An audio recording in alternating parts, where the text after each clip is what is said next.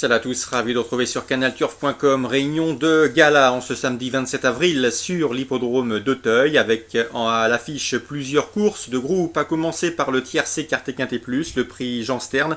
Une épreuve disputée sur le steeplechase qui s'offre uniquement aux 4 ans. Ils sont 13 au départ de cette rencontre estampillée groupe 2. Voici tout de suite mon pronostic. J'ai placé en tête le numéro 1 Saint-Palois, le pensionnaire de Jacques Ortet a fait le plein de victoires chez lui en Béarn avant de confirmer pleinement sur la butte Mortemart. Il a remporté le prix du Duc d'Anjou, un groupe 3 disputé le 11 mars avant de confirmer en s'adjugeant le prix Fleuret. Autre épreuve estampillée groupe 3, c'était fin mars, le 31 mars pour être plus précis. Autant de victoires qui le désignent comme le chef de ville de sa promotion, celle des 4 ans sur le steeple. Je lui opposerai le numéro 2, Uccello Conti, qui a été son dauphin dans les prix Duc d'Anjou et Fleuret, deuxième de ces deux épreuves de groupe 3. Le numéro 3, Usual Time, mérite également une mention. Il a terminé troisième du Duc d'Anjou avant de tomber dans le prix Fleuret. Ce pensionnaire de Guy Cherel devrait lui aussi jouer les premiers rôles. Attention également au numéro 5, Farlo Demon, qui vient de terminer troisième du prix Fleuret. Il semble barré pour le succès, mais sûrement pas pour les places, d'autant qu'il dépend de l'entraînement de François Nicole, à qui tout réussit actuellement.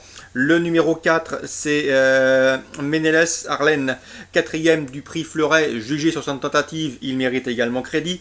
Ensuite, on se méfiera du numéro 13, Ma Filleule, l'une des pouliches alignées au départ de cette compétition. Elle est présentée par le très sympathique Jerry Plank. Sachez qu'elle vient de s'imposer face au mal en s'adjugeant le prix de la Christenière et c'est en laissant une belle impression ce jour-là. Une confirmation est attendue en société plus huppée.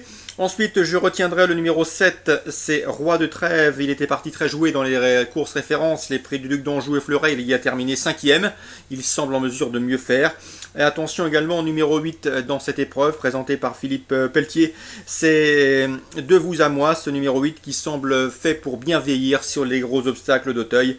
Il vaut mieux que ne l'indique sans doute sa 4e place obtenue dans le prix du Duc d'Anjou. Il effectuait sa course de rentrée ce jour-là.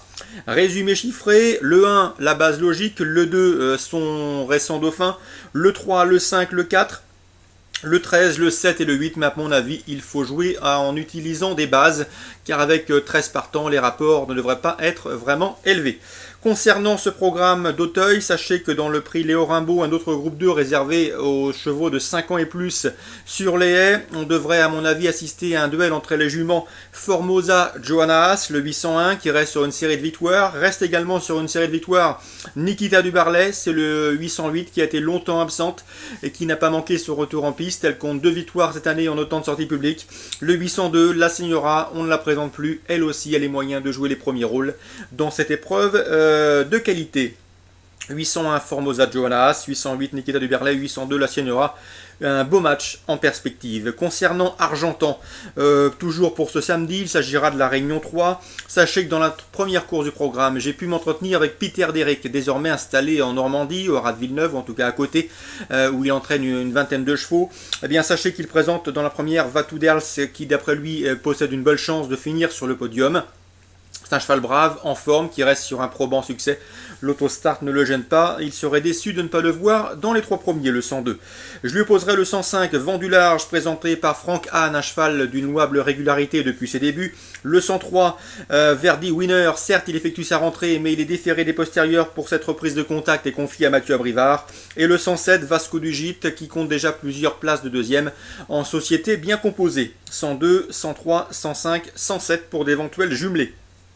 Dans la suivante, la deuxième, sachez que Vincent Lacroix présente le 214, Néné Degli Ulivi. C'est un cheval qui débute sur notre sol, qui possède de bonnes références en Italie. Il a été essayé autre montée, ce n'était pas mal, m'a confié Vincent Lacroix. C'est surtout un cheval en retard de gain, donc si au niveau des hits et des canters, cela semble satisfaisant, le cheval semble en mesure de prendre un bon chèque et pourquoi pas la victoire dans cette compétition. Autre compétiteur italien, le 215 Oklahoma G, qui vient de se classer deuxième à Vincennes, mérite également crédit. À mon avis, ces deux chevaux n'ont pas des gains en rapport avec leur potentiel, 214 et 215. Dans la quatrième, Harmonis Canen est confiant que le 402 Tsarine d'Amélis.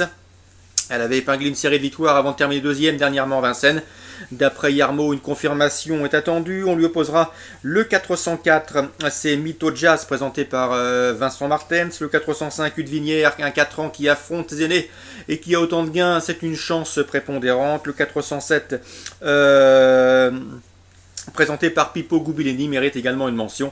Il ne vient pas sur l'hippodrome d'Argentan à des fins touristiques. 402, 404, 405 et éventuellement 407. Dans le temps fort de cette réunion ornaise, le critérium de vitesse de Basse-Normandie, nous avons la présence du 504 Quakerjet qui fait face ici à un engagement de choix, l'occasion pour lui de jouer les premiers rôles et pourquoi pas de renouer avec le succès.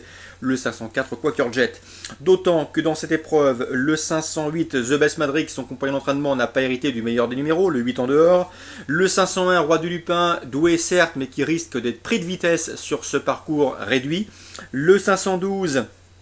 dans cette épreuve, le 512, oui exactement, c'est Texas Charm, numéro en deuxième ligne pour un cheval sans doute meilleur sur plus long. C'est loin d'être une évidence, même si le cheval a véritablement éclaté cette année au trot attelé. Et le 502, c'est Roch Mélois, toujours capable de bien faire en pareille société, d'autant qu'il a un bon numéro derrière la voiture. Donc une course qui nous promet également une belle explication. Petit mot également sur le 706 Sirius de Beauvois. C'est un cheval qui n'a pas, qui est en retard de gain, au dire de son mentor. Un cheval un petit peu gazé comme ça, un petit peu impétueux, mais s'il n'est pas trop tendu au moment du départ, il a parfaitement les moyens de confirmer ses deux derniers succès. Et Harmonis Canen nous a confié également que le cheval avait été décompressé 15 jours après sa dernière victoire au bord de la mer, ce qui lui a fait le plus grand bien. Il est revenu en pleine forme, le 706 Sirius de Beauvois. Bref, Harmonis Canen bien armé dans les 4e et 7e courses du programme. Les interviews de Peter Derrick, de Vincent Lacroix et de Harmonis Canen sont d'ailleurs disponibles sur Canal Turf Radio. Une rubrique en pleine forme. Très bon jeu à tous, bon début de week-end et forcément à demain.